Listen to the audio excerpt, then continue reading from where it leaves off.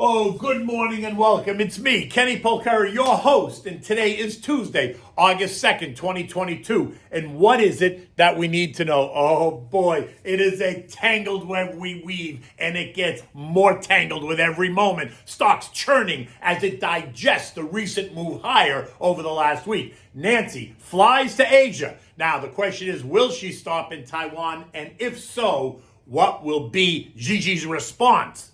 That could happen within hours of this broadcast. Joey takes out an Al-Qaeda operative hoping to change the narrative. And treasuries remain inverted. Oil remains a bit lower on demand concerns and gold a bit higher on inflation and geopolitical concerns. And what do we have for dinner tonight? Well, we're going to try the grilled jack thighs. So we'll get to that in a moment. So stocks bobbed and weaved all day yesterday, right? Trading around the flat line, ending the day slightly lower as investors, traders, and algos continue trying to figure it out as the new month began. Eco data suggesting that the state of manufacturing in the United States remains in expansionary territory, while construction spending declined much more than expected. ISM prices paid declined, and that suggests that maybe the pressure is waning. But stocks couldn't get out of their own way, not knowing whether to go up, go down. What were investors thinking?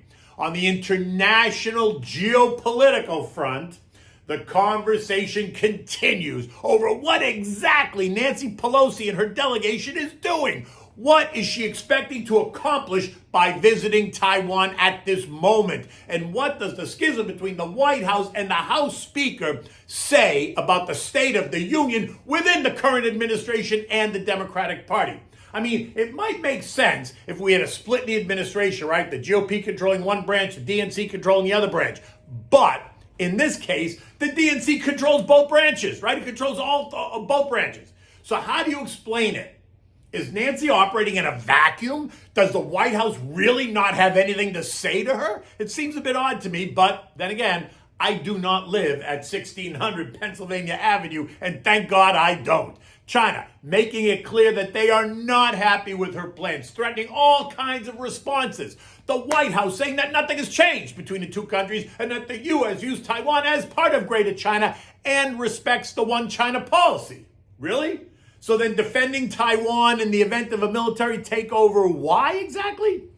And so the question now is, is the tinderbox about to go up in flames or not? Will this push China to move on Taiwan? China has now put this in the spotlight. They've threatened retaliation. And if Pelosi doesn't go forward now, it appears that she and the U.S. by default have caved to a communistic regime. So again, what exactly is she trying to accomplish here? And what's the point of her going to Taiwan now? At the end of the day, the Dow gave back 46 points. The S&P lost 11, the NASDAQ lost 21, the Russell fell by 2, but the transports actually rose by 25 points as stocks remained kind of confused, bobbing and weaving. Treasury yields remained inverted, so nothing new to report there, and oil continues to retreat. This morning, oil is down 50 cents a barrel at 93.40. The recent weakness in oil being credited to a variety of weak manufacturing PMIs seen around the world. China being just the latest country to report weakness. The U.S., though, not in that camp, as we learned yesterday. In addition, there is concern that supplies will remain tight and that OPEC will decide to not up production in September when they meet tomorrow, all while fears of a recession continue. Oil remains in the $88 to $100 trading range. Further weakness will test the trend line support at $88. If that does not hold, the commodity could potentially hit a void, leaving it vulnerable to test the $80 range. But let's just not get so excited yet, because it hasn't happened. And gold, that continues to inch higher. This morning, it's up another $2.60 an ounce to $1,790, up 6% since mid-July, when talk of a recession took on more meaning and the global geopolitical situation heated up. Remember, gold is considered both an inflation hedge, a recession hedge, and a store of value when political tensions get hot. And while the Fed and the administration kept telling us not to worry all spring, gold declined in value, falling 17% as it wanted to believe that the Fed could navigate this soft landing. There was nothing to worry about. But the recent moves higher are now telling you a different story. Gold bugs are not buying the narrative, and so they are buying gold to protect and insulate themselves from what could be a harder landing, while investors are buying gold ahead of rising geopolitical tensions, right? So you got the gold bugs hedging for inflation and recession. You got investors just buying it as geopolitical tensions heat up. And then the announcement out of left field last night that hit the tape at about 7 o'clock. The U.S. succeeded in taking out an al-Qaeda operative in downtown Kabul via a drone strike. The White House now hoping that this news takes the pressure off of Pelosi, takes the pressure off the inflation recession story, and takes the pressure off of the latest Democratic Schumer Manchin spending spree.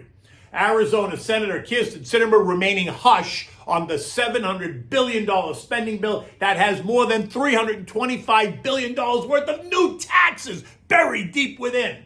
As Schumer has to get this passed by Friday, because there's a summer vacation for Capitol Hill, right? And that takes everyone out of D.C. until after Labor Day. Just a side note, the Al-Qaeda announcement, that's not really redirecting the narrative, right? That's kind of fallen to the back burner as the focus is more on all the other issues. Earnings reports continued in yesterday. 15 of the 20 reports beat the estimates. That's a 75% beat rate. So it's a slight improvement over the recent history at about 70%. Today expect at least 20 to 25 more, and today's names include Caterpillar, DuPont, JetBlue, they missed, Uber, Colbert Kravitz, Marathon Oil, Geo, and Marriott Hotels, and the list goes on. Eco data today is all about the 11 million jobs that remain unfilled and have remained unfilled for months now.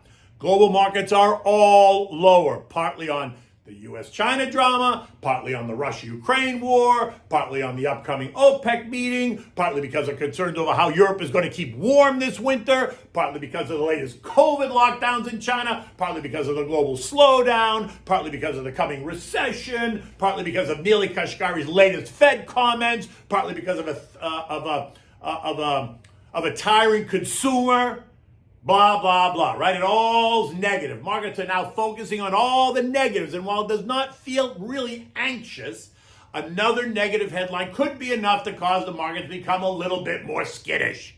But in the end, it is what it is. And while some of these issues will cause short-term chaos, they won't in the long-term price stocks. So therefore, it does create opportunities. So keep your eyes open. It doesn't mean it's not going to get more volatile. It will. So you just have to be ready for the volatility and then the opportunity that volatility creates. Dow futures this morning down 156. S&P's down 30. The NASDAQ down 105. The Russell down 11.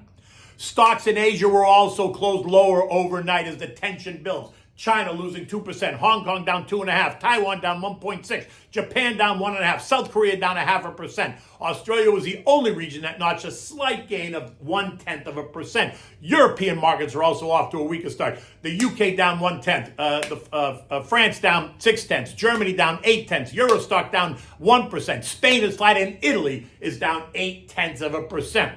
The S&P closed at 4118 after trading as low as 4,096 and as high as 4144. Recall, yesterday I thought that if we did not close at or above 4125, then stocks would trade lower. 3925 would be the downside target. But if Nancy lands in Taiwan at 10:20 a.m. today, that could all change. Or maybe not. Maybe Xi's going to decide to punish Taiwan after Nancy leaves, leaving the U.S. to respond then. Oh boy, it's all a tangled web that we weave. Remember, Xi needs to be seen as tough here. He is up for reappointment in November. So this is not the time for him to appear weak at all, right? And all Nancy and her delegation did was ignite a fire. And I would ask, for what?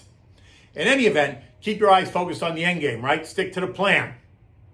Don't let the noise send you off, off your path, right? Off target. Anyway, what are we having for dinner tonight? Well, we're having the grilled jack chicken thighs. Now, for this, you need chicken thighs. I like them on the bone, but you can use boneless if you want. You want to brush it lightly with peanut oil and seasoned with salt and pepper. And I say peanut oil because it burns at a higher temperature, right? You want to season the chicken with salt and pepper, set it aside. Like I said, brush it with the peanut oil, just set it aside. Now, for the sauce, you want to mix a half a cup of soy sauce, 4 tablespoons of vinegar, a half a cup of Jack Daniels, a half a cup of brown sugar, 3 scallions, grated ginger, like maybe a tablespoon, maybe a little bit less, 4 garlic cloves smashed and chopped, you want to chop the scallions and mix all the sauce ingredients together and then set it aside, right? You want to taste it like that. Make any small adjustments if you think it needs salt or pepper or any of that stuff. Now, if you're doing this on the grill, then you want to heat your grill to high. You want to add the chicken carefully, not to burn. Cook it about 4 minutes on each side or until lightly brown, not burn. Remove and place it in a metal roasting pan. Now turn the heat down to low. Add the sauce to the pan and return it to the grill, leaving the chicken in the pan on the grill, but the heat's on low. Gabish? So you want to pour the sauce over, roll the chicken around, get it all coated. Now, continue to cook it in the grill, in the pan, in the grill, until the sauce is reduced to all but a glaze on the chicken. When that happens, you're done. You can remove it, set it aside, serve it with a large mixed salad, vegetable of your choice, maybe a roasted potato, a mashed potato, whatever you want. You take your pick. You could enjoy this with, again, kind of a light red wine. Right, it's chicken. It's kind of light, so I wouldn't go heavy. Now listen, you can also do this on the stove and in the oven, right? It's summertime, so I'm saying use your grill. But if you do it on the stove and in the oven, you do it the same way. Sear the chicken on the stove, then put it in a roasting pan, put it in your oven, cover it with the sauce, coat it, turn it all over, coat it, and then let it bake until it turns into a glaze. In any event, the day is just getting started. We've got a couple of hours to go before Nancy either lands or doesn't in Taiwan, so all eyes are going to be focused on what happens next. Until tomorrow, take good care.